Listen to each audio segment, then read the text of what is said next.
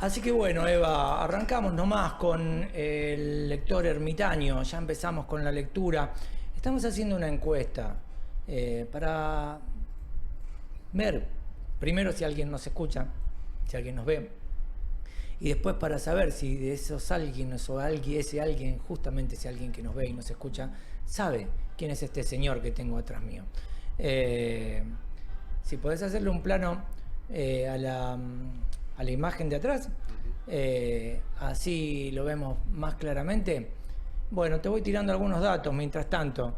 Este señor, ya te dije, era el filósofo que ríe, es un filósofo griego muy importante, no es de Atenas, y entre otras cosas se cuenta que Platón, el divino Platón, estaba dispuesto a quemar todas sus obras, pero se encontró con dos pitagóricos y le dijeron, no, mirá, son demasiadas obras en las que los nombran, además, tendrías que quemar toda esa, tendrías que quemar toda la literatura griega.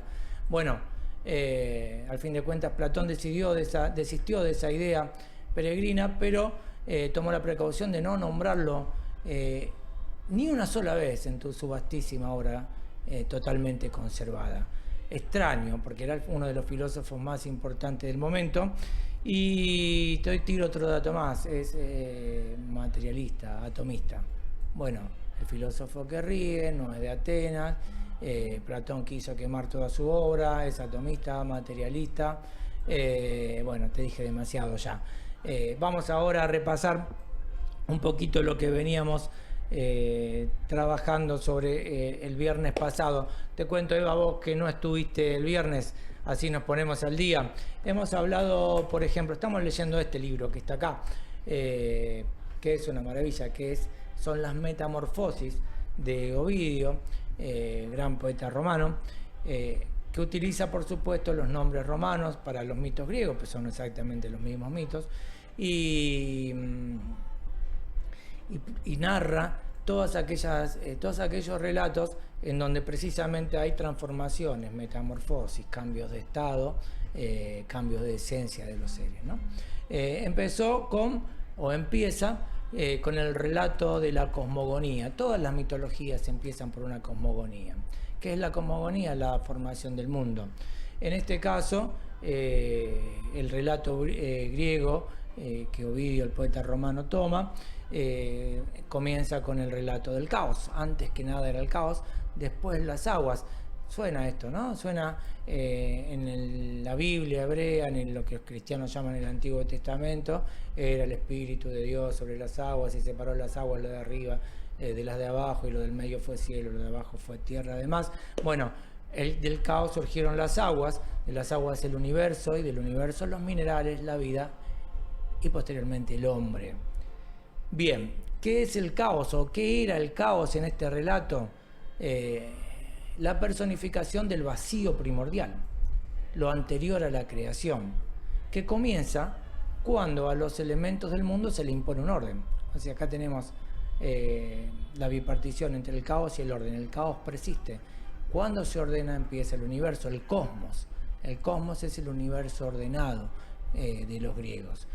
¿Qué nació del caos? Bueno, lo primero que nació fue Érebo, que son las tinieblas, ¿sí?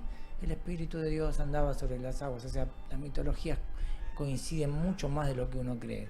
El Érebo son las tinieblas, después la noche, que los griegos llamaban Nix, y luego de estos dos, de las tinieblas y de las noches, nace el día, que fíjese usted, en griego se nombraba en género femenino, era hémera, porque cuando la noche es más oscura, nace el día en tu corazón, adviene el día en tu corazón, ¿sí? Así que bueno, teníamos el caos, después del caos vienen las tinieblas, después de las tinieblas viene la noche, y de la noche, entre la noche y las tinieblas generan el día, y a partir de ahí los elementos del mundo ordenados. Bueno, después pasamos al mito de Licaón. Interesante este mito de Licaón. Le voy a contar, Eva. A ver, hagamos de cuenta que aparte de usted hay alguien más escuchando, también le voy a contar a él, pero eso no lo sabemos. Yo la veo a usted y entonces le hablo en primera persona. Licaón es el hijo de Pelasgo. ¿Quién era Pelasgo? El primer poblador de una región que se conocía como Arcadia, que se conoce como Arcadia. Y como era el primer poblador, era el rey, claro, reinaba sobre sí mismo, no había otros pobladores al principio. Fue el que inventó las casas y el que separó las plantas, determinando cuáles eran las beneficiosas y cuáles las nocivas. Yo siempre me pregunté, Eva, ¿qué pasa con los hongos, no? ¿Cómo uno se dio cuenta? ¿Cómo los primeros hombres se dieron cuenta cuáles eran los hongos comestibles? Si era una cuestión de prueba y error, le debe haber ido mal a unos cuantos, ¿no? Mientras estaban probando. Saben que en las plantas están todos los principios que tienen que ver con la farmacéutica después, ¿no? Que tienen que ver con la recomposición de la salud. Bueno, estábamos hablando de Pelasgo, que fue el que inventó las casas, el que determinó cuáles eran las plantas beneficiosas y cuáles las nocivas. Y él fue el padre de Licaón. ¿Quién era la madre de Licaón? Bueno, esto varía según los relatos. Algunos dicen que fue una oceánide. ¿Qué es una oceánide? Bueno, son las hijas del río Océano. En general, la terminación ida tiene que ver con la filiación, ¿no? En este caso es ide, oceánide. Bien, algunos dicen eso, que la madre era Melibea, una hija de Océano. Pero otros dicen que fue una ninfa conocida como Silene. Esta es la versión que toma Ovidio. Usted sabe que en la mitología se caracteriza porque hay muchas versiones de un mismo relato. Por eso son mitos, no son leyendas ni cuentos. Bueno, lo cierto es que Licaón sucedió a su padre en el trono de Arcadia y tuvo nada menos que 50 hijos. Hay que tener 50 hijos, ¿no? Bueno, de todas maneras él no los paría, él era el padre, a él no le costaba el esfuerzo, pero ahí tenemos a Hécuba que tuvo 50 hijos y los parió. Hécuba, la perra, diosa de Troya, pero bueno, ya estamos en otro cuento ahí. Nosotros acá estamos hablando de Licaón y estamos en Arcadia. Bueno, la particularidad es que los 50 hijos de Licaón todos fueron héroes epónimos, o sea, gente que dio nombre a distintas regiones de la Grecia antigua. Bueno, algunos dicen que Licaón era tan piadoso, tan buen tipo como su padre, otros dicen que no, que era bastante impío y que en realidad toda la familia era un tanto impíos, un tanto transgresores, un tanto desconocedores de los dioses, ¿no? Estas fueron noticias que en el boca a boca se va generando, bueno, llegaron hasta Zeus. Y Zeus, al que le llegan, o Júpiter, como dice Ovidio, al que le llegan las noticias de que se trataba de que la familia de Licaón era una familia de impíos, hace lo mismo que hace el dios de los hebreos cuando le llegan las noticias de lo que pasaba en Sodoma y Gomorra. Antes de tomar una determinación, baja a investigar, viene a ver qué pasa. El dios de los hebreos manda gente, ¿no? Manda a sus emisarios, sus ángeles, que son sus misioneros, sus emisarios, sus enviados. Acá Zeus o Júpiter baja personalmente. No hay ninguna tarea mejor hecha que la que hago yo mismo, dice. Toma la forma de un campesino y baja para verificar las noticias que le estaban llegando, que no eran buenas, sobre Licaón y su familia. ¿Qué hizo Licaón? Lo recibió con gran hospitalidad, dijo, vení, quédate a comer, vamos a comer un asado, vamos a hacer un banquete, comamos un asado, tomemos Fernet, le dice, y bueno, en ese Fernet, mientras están tomando el Fernet y comen el asado, mientras lo obsequia con el banquete, le cocina a las brasas un niño, una criatura, a ver si lo reconocía. Si vos sos tan Dios, tenés que saber qué es lo que te estoy sirviendo, papi, le dice. Y entonces ahí Zeus, Júpiter, evidentemente era el dios, evidentemente lo reconoció, se indignó en gran manera, no comió nada, dejó el Fernet por la mitad y se fue a dormir una siestita, como el Piti. Me voy a dormir una siestita y después esta noche estoy pila, dijo, se me pasa el enojo que este tipo me hizo agarrar, pero mientras dormía, Licaón intentó matarlo. Bueno, eso fue demasiado. ¿Qué hizo Zeus? Lo metamorfoseó en lobo, ¿sí? Licaón, el tirano de Arcadia, terminó convertido en lobo. Y esto tiene que ver con la etimología de las palabras también, ¿no? Bien, después Ovidio narra el mito de Deucalión y Pirra. Esto es interesante, porque el mito de Deucalión y Pirra es la versión griega del diluvio. Sí, ustedes habrán escuchado alguna vez, seguramente, la versión hebrea, que es el relato de Noé, que alma el arca, al que sube con su familia, con sus 3 hijos y las 3 mujeres de sus hijos, y con su mujer, y con una pareja de cada especie, para preservar la vida. Y bueno, seguramente lo habrán escuchado alguna vez, pero lo interesante es que la historia del diluvio está en todas las mitologías. Está en los Vedas, está en la mitología nórdica, está en la historia de Gilgamesh, también entre los caldeos y los babilónicos. En todas las mitologías está el diluvio, hay un relato del diluvio.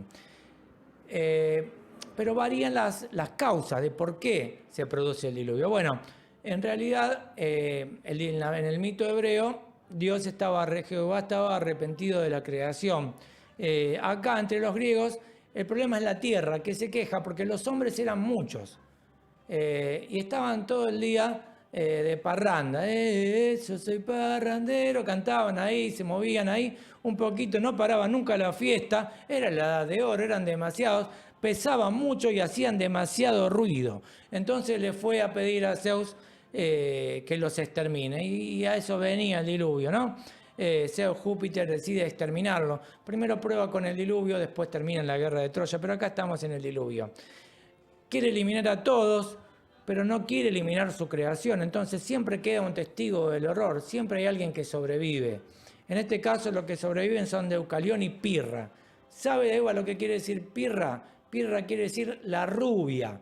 Entonces, así le decían a Aquiles cuando su padre para que no vayan a reclutarlo para ir a la guerra de Troya, para ponerlo al margen de ese conflicto bélico en el que realmente no tenía nada que ver, lo escondió en un harén. Hay que esconder en un harén a Aquiles, ¿no? Es como si metés en una agencia de modelos a Brad Pitt, una cosa más o menos así. ¿Qué pasó? Aquiles, la rubia, tuvo un hijo ahí con una compañera de harén y demás. Pero bueno, de cualquier manera acá estábamos hablando de Pirra, que es la primera rubia, ¿no? Bien, y con Deucalión fueron los que sobrevivieron. Ellos eran primos y repueblan la tierra siguiendo el dictado de un oráculo ofrendado a Temis, que es la personificación de la ley.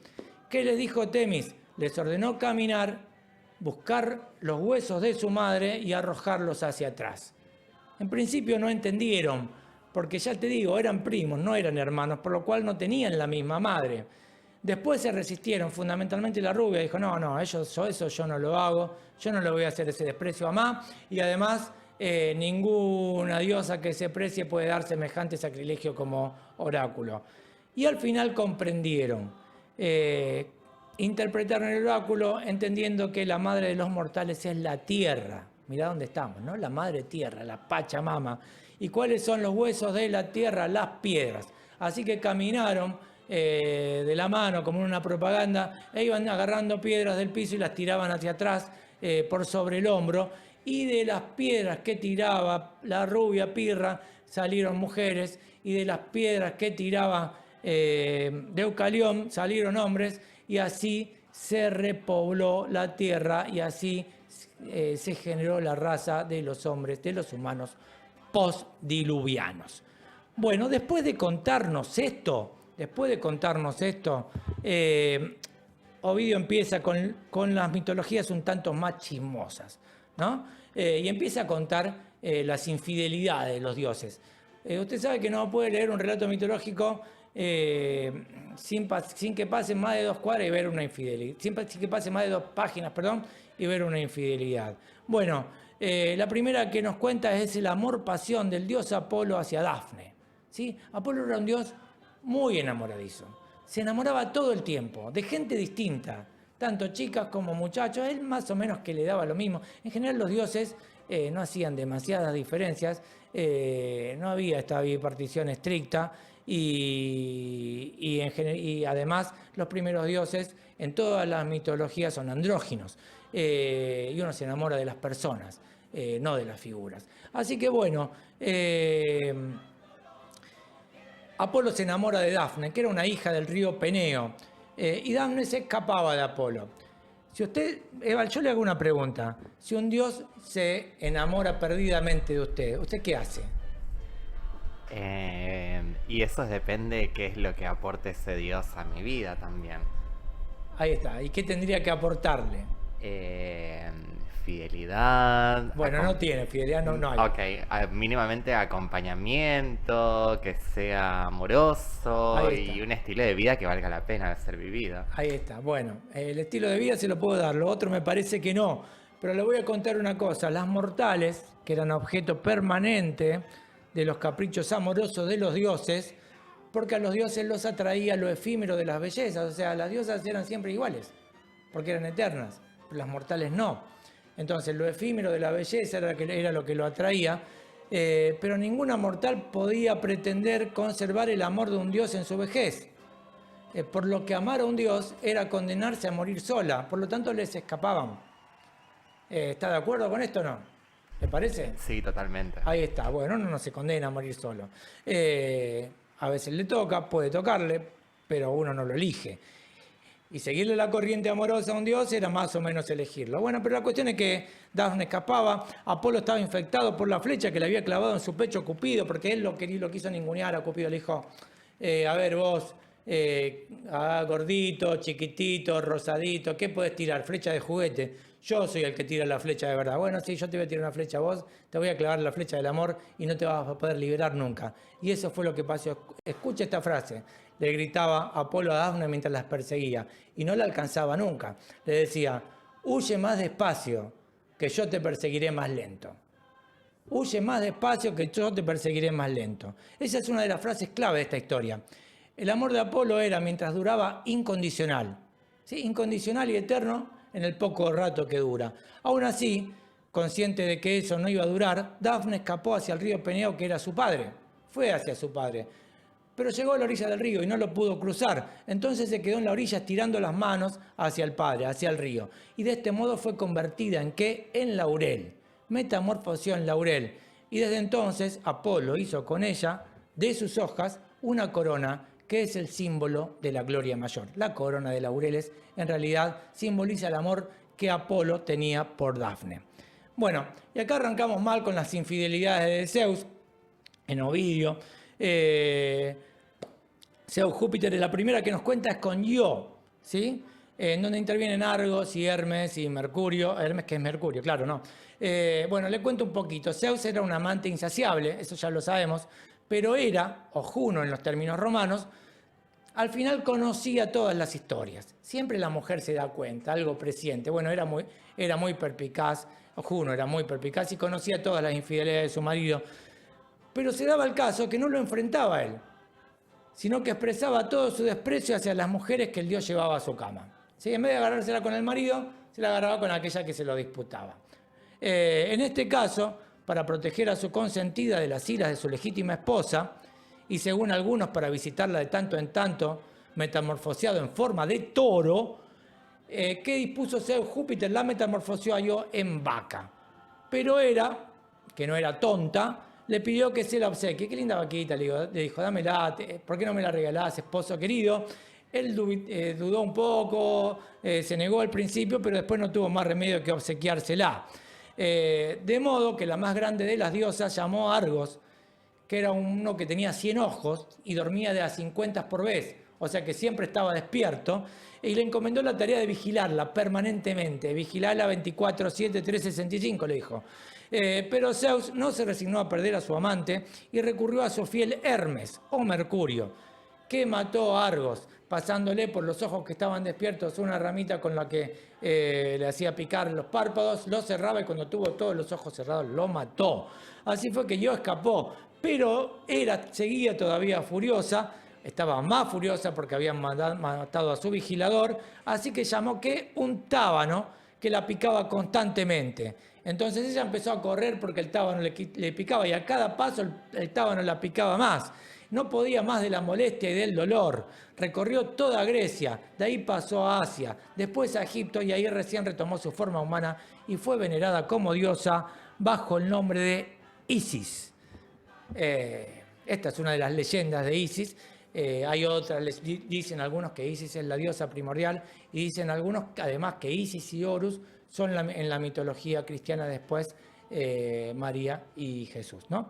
Después nos pasa Ovidio al relato del amor-pasión del dios Pan, que era un dios muy particular, era un dios medio bestial, hacia Siringa.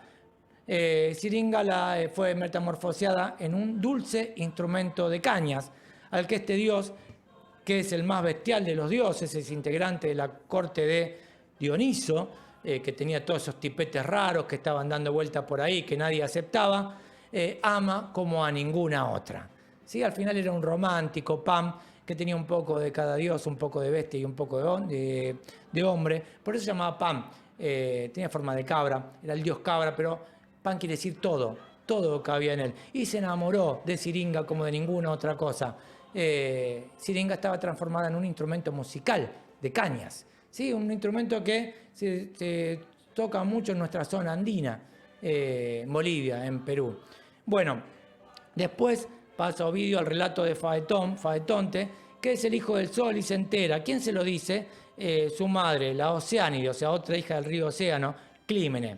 Y para verificarlo, el hijo del sol sale a buscarlo, logrando que el padre lo reconozca y prometa darle lo que quisiera. ¿Qué es lo que pide él? Lo único que no estaba en condiciones de sostener, esto es, la posibilidad de guiar su carro por un día. El carro de su padre no podía guiarlo nadie más que él mismo, pero como se lo había prometido, como lo había jurado, no pudo retractarse y tuvo que entregárselo. Mala idea. Así termina el libro primero, ¿sí? Y después el libro segundo que empezamos a leer sigue contando la historia de Faetón o Faetonte, que derrapa, como era previsible, con el carro de su padre, porque lo atemoriza la gran altura a la que conducía, por la bóveda celeste, donde llegó a ver a los animales que representan los signos del zodíaco. Y entonces los caballos del sol, reconociendo que el que los manejaba tenía miedo y no sabía lo que estaba haciendo, bueno, empezaron a tomar decisiones por sí mismos y derraparon muy mal. El conductor principiante primero se alejó mucho de la tierra, con lo cual se congeló todo. Después se acercó demasiado, con lo cual todo se calcinó. Bueno, la tierra fue a quejarse a Zeus, Zeus le manda un rayo y Faetonte terminó de esta violenta manera. El sol carga con la culpa de haber sido el instrumento de la muerte de su hijo y a veces se esconde por duelo. ¿Vio cuando está nublado, Eva? Es porque hay duelo del sol. A su hijo se le reconoce igual la valentía de intentarlo. Y la última historia ya vamos a la pausa, ya vamos a escuchar al indio. La última historia que contamos es la de Júpiter, o sea, con Calisto, que termina convertida en Osa, en las constelaciones, Osa Mayor y Osa Menor, su Calisto y su hijo Arcas. Otra vez, otra infidelidad de Zeus Júpiter, que abusa de su poder para forzar mujeres. Otra vez Juno, Hera, muy celosa, que ataca a las amantes del marido. Pero acá hay un agravante. Calisto había hecho voto de castidad y andaba por el mundo con el cortejo de Artemis, o sea, de Diana, que es la diosa de los confines de lo salvaje. De modo que un día, en el que todas las ninfas del cortejo deciden desnudarse para ir a bañarse juntas en el río, a Calisto se le notó el embarazo, por lo que Artemis, ofendida porque había tenido trato carnal con un hombre, la expulsó de su grupo y la metamorfoseó en Osa. Otros dicen que la habría convertido en Osa era por desprecio, y otros más dicen que, repiten la historia de Io, que quien la convirtió en Osa fue Zeus para protegerla de la ira de su esposa. Pero Arcas, el hijo nacido de esa relación de infidelidad, creció y salió de cacería y se encontró con la madre. Para evitar el matricidio, Zeus metamorfoseó a ambos en constelaciones. Esto tiene un final feliz. Esta es la versión que sigue Ovidio, aunque hay quienes dicen que Artemis la habría matado para vengar la traición al juramento que había hecho de castidad, y la metamorfosis en constelación llegaría después por remordimiento del dios. Todo eso lo leímos el viernes pasado. Ahora vamos a seguir leyendo, pero antes tenemos que ir a una pausa. Pero antes de esa pausa te voy a decir, estoy tan cansado que no tengo fuerza para discutir. Es tan triste esta vez que no puedo hablar y es muy difícil no ser injusto con vos. Escuchemos al indio Fly 956.